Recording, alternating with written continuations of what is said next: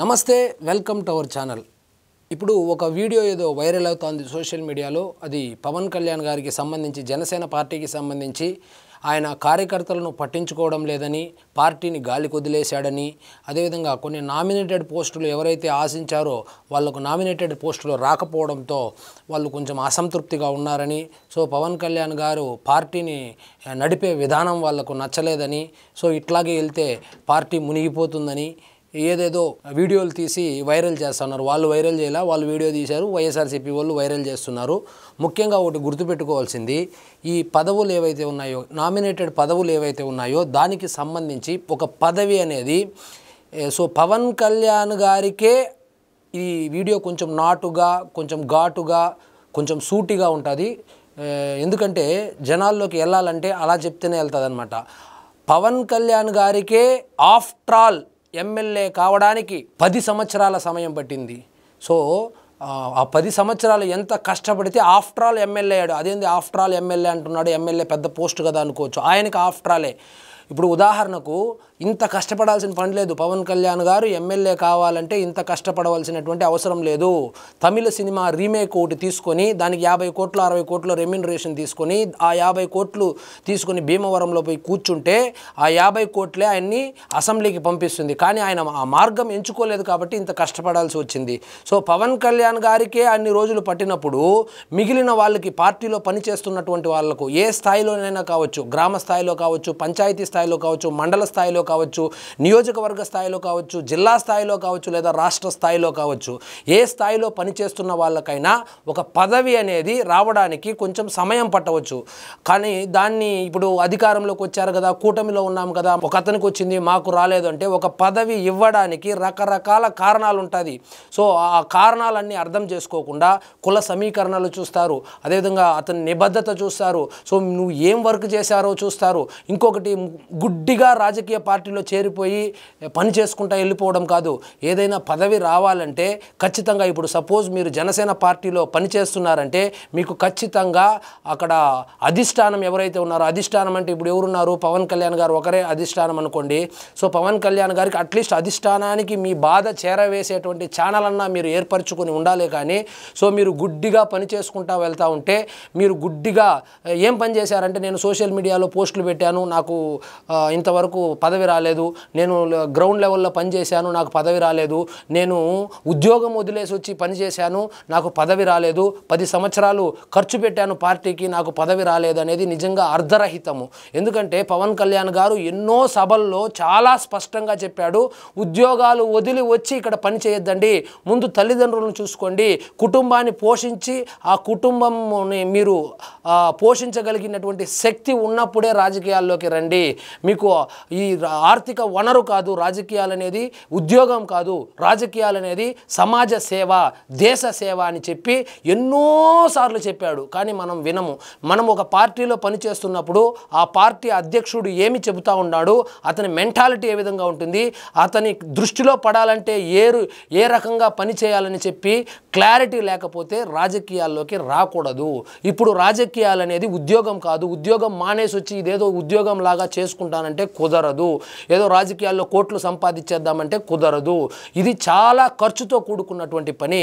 ఇప్పుడు ఉదాహరణకు మీరు గ్రామ స్థాయిలో పని చేయాలనుకుంటే అట్లీస్ట్ మీ అకౌంట్లో 1 కోటి రూపాయలు డబ్బులు ఉంటేనే మీరు గ్రామ స్థాయిలో పనిచేయండి.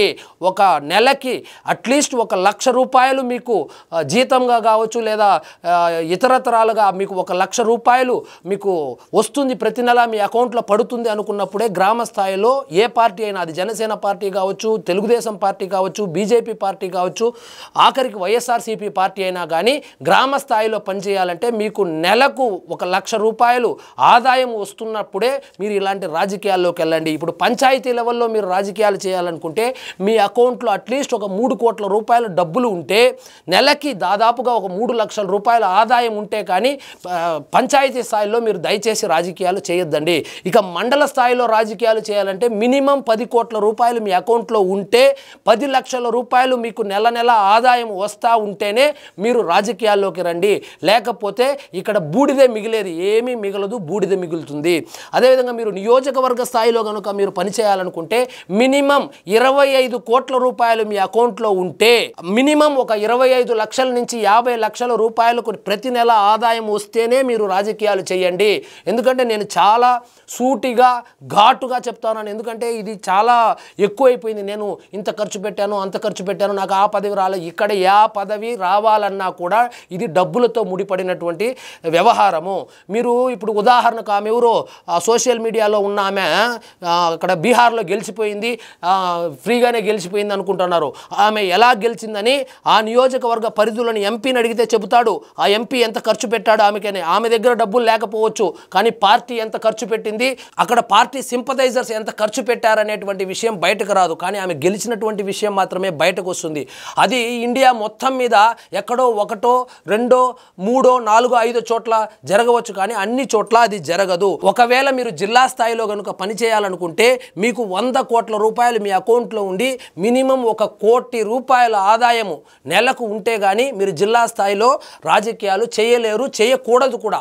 ఎందుకంటే ఇక్కడ అవకాశాలు రావచ్చు, రాకపోవచ్చు. ముఖ్యంగా ఇప్పుడు జనసేన పార్టీకి సంబంధించి ఆయన ఎవ్వరికి కానీ, ఏ కార్యకర్తకు కానీ, ఏ నాయకునికి కానీ పార్టీలో చేర్పించుకునేటప్పుడు కానీ, పార్టీ కోసం పనిచేసేటప్పుడు కానీ కమిట్మెంట్ ఇవ్వడు.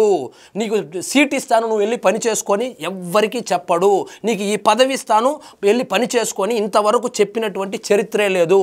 సో ఆయన మీద అభిమానంతోనూ ఆయన సిద్ధాంతాలు నచ్చో పని చేస్తూ ఉన్నారు. అవకాశాలు వచ్చినప్పుడు ఆయనే పిలిచి ఇస్తూ ఉన్నాడే కానీ ఎవరికి కమిట్మెంట్ అయితే జనసేన పార్టీలో ఇప్పటి వరకు ఇచ్చింది లేదు, ఇక ముందు కూడా ఇవ్వడు.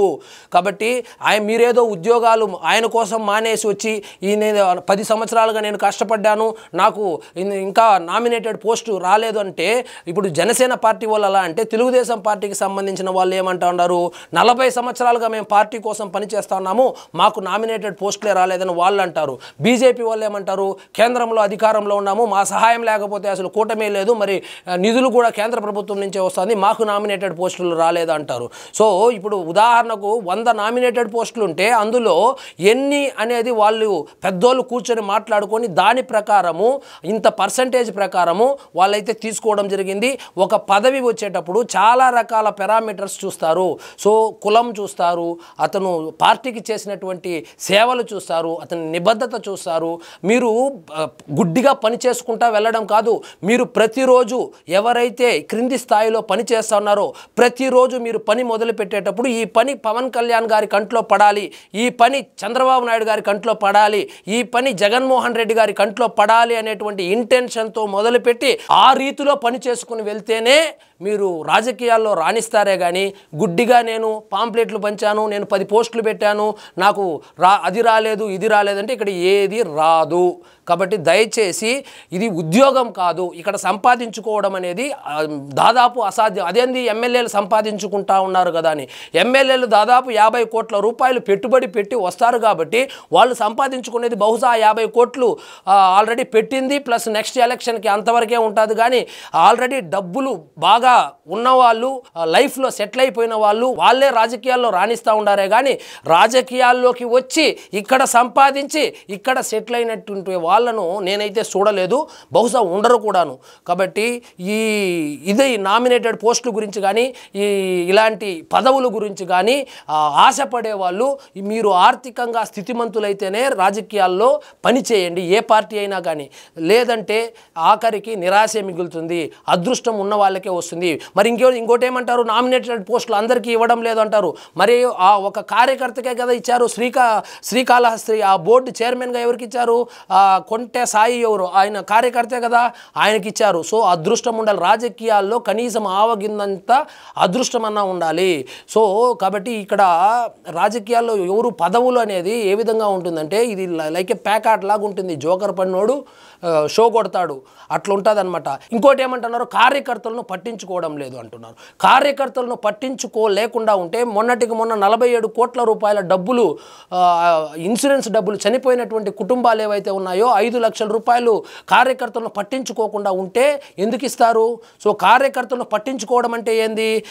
కొంతమంది ఏం ఎక్స్పెక్ట్ చేస్తున్నారు? కార్యకర్తలను పట్టించుకోవడం అంటే ఇప్పుడు సపోజ్ తిరుమల దర్శనానికి వెళ్ళాలి. సో తిరుమల దర్శనానికి వెళ్ళాలి అంటే ఇప్పుడు కూటమి ప్రభుత్వం వచ్చింది, ఆయన కూటమిలో భాగస్వామిగా ఉన్నాడు కాబట్టి తిరుమల టికెట్లు కావాలి, లేదా ఇసుగు తోలుకుంటా అంటాడు, ట్రాక్టర్ పట్టుకుంటారు, ఎస్ఐకి ఎవరన్నా చెప్పాలి. ఇట్లాంటివి ఎక్స్పెక్ట్ చేస్తే ముఖ్యంగా జనసేన పార్టీకి సంబంధించి ఇవైతే కుదరదు. ఇది వైఎస్ఆర్సీపీ పార్టీ కాదు.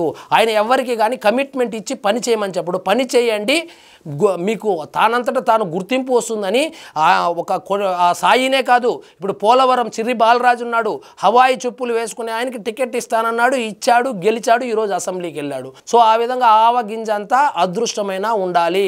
కాబట్టి మీరేదో ఉద్యోగాలు మానేసి వచ్చి పవన్ కళ్యాణ్ గారి కోసం పని చేశాననేటువంటి ఆ విజువల్స్ ఏదైతే ఉందో ఆయనే కనుక చూస్తే ఇంకా అసలు కనీసం పట్టించుకోడు. ఎందుకంటే ఆయన చాలా సందర్భాల్లో చెప్పాడు, నాకు ఓపిక లేదు కానీ గూగుల్లో ఎత్తుక్కోండి, యూట్యూబ్లో ఉంటుంది చూడండి. సో ఉద్యోగాలు మానేసి చేయొద్దండి, ఇది రాజకీయాలు, ఇది బాధ్యత, ఇది ఉద్యోగం కాదు, ఇది సమాజ సేవ అని చెప్పి పదే చెప్పారు. సో మీరు ఏదో ఊహించుకొని మీ ఎక్స్పెక్టేషన్స్కు ఆయన రీచ్ కావడం లేదని ఈరోజు బయటకు వచ్చి ఏదో 4 మాటలు, ఎవరు బయటకు వచ్చి ఏమి మాట్లాడినా పవన్ కళ్యాణ్ గారికి కానీ జనసేన పార్టీకి కానీ ఇంచు కూడా నష్టం ఉండదు.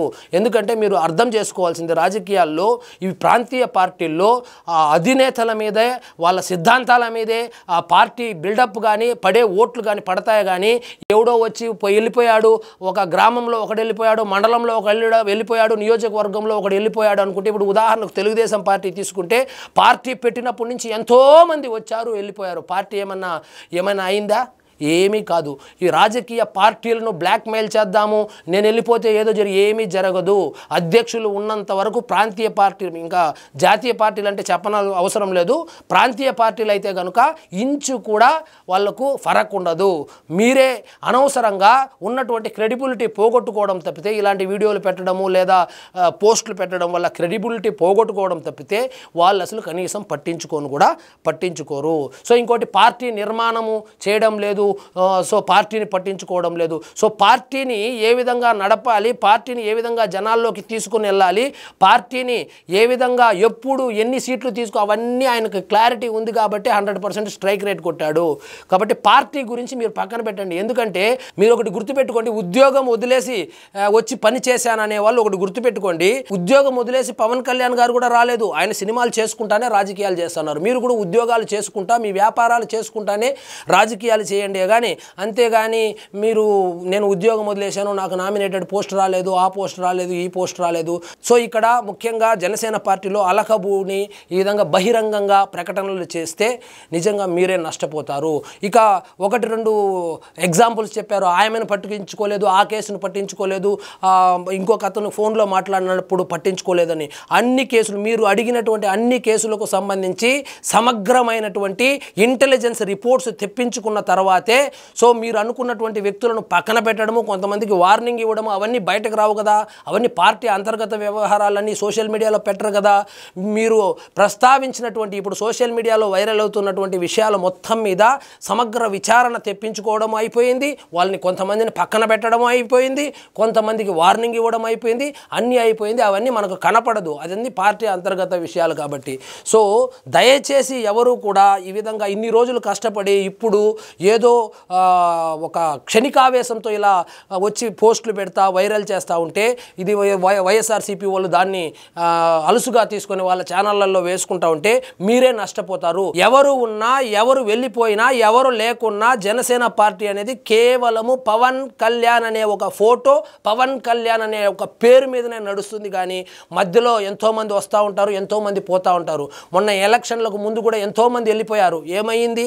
రాజకీయ పార్టీలు అనేవి అనేది ఈ వ్యక్తుల మీద ఆధారపడి నడవదు, ముఖ్యంగా ప్రాంతీయ పార్టీలు. కాబట్టి రాజకీయాల్లోకి వచ్చే ముందు అసలు రాజకీయాలంటే ఏమిటి, రాజకీయ పార్టీల యొక్క స్ట్రక్చర్ ఏంటి, ఒక పదవి తెచ్చుకోవాలంటే ఎవరిని పట్టుకోవాలి, ఏ విధంగా వర్క్ చేయాలనేటువంటి ఒక ప్రాసెస్ ఏదైతే ఉంటుందో దాన్ని నేర్చుకున్న తర్వాత రాజకీయాల్లోకి రావాలి. కానీ గుడ్డిగా వచ్చేసి నేను వర్క్ చేశాను, నాకు పదవులు రాలేదు అని చెప్పి నిజంగా నిరుత్సాహపడితే నిజంగా మీరే నష్టపోతారు. ఇన్ని రోజులు నిజంగా మీరు డబ్బులు ఖర్చు పెట్టుకుని ఉండొచ్చు, డబ్బులు పక్కన పెడితే సమయం వృధా అయి ఉండవచ్చు. పోయిన సమయం తిరిగి రాదు, 10 సంవత్సరాల కాలం తిరిగి రాదు కదా. కాబట్టి క్షణికావేశానికి పోయి మీరు పార్టీ దృష్టిలో బ్యాడ్ అయిపోతే మీరే నష్టపోతారు. ఇప్పుడు మీరు వేరే పార్టీలో చేరినా మీకేమి రాజ్యసభ ఎంపీనో లేకపోతే ఎమ్మెల్యే టికెట్టో ఏమీ ఇవ్వరు. కాబట్టి కొంచెం జాగ్రత్తగా ఉండండి. సో ఇదండి ఈరోజు మన టాపిక్. మీకు ఈ వీడియో నచ్చినట్లయితే లైక్ చేయండి, షేర్ చేయండి, ఛానల్ మాత్రం సబ్స్క్రైబ్ చేసుకోవడం మర్చిపోవద్దు.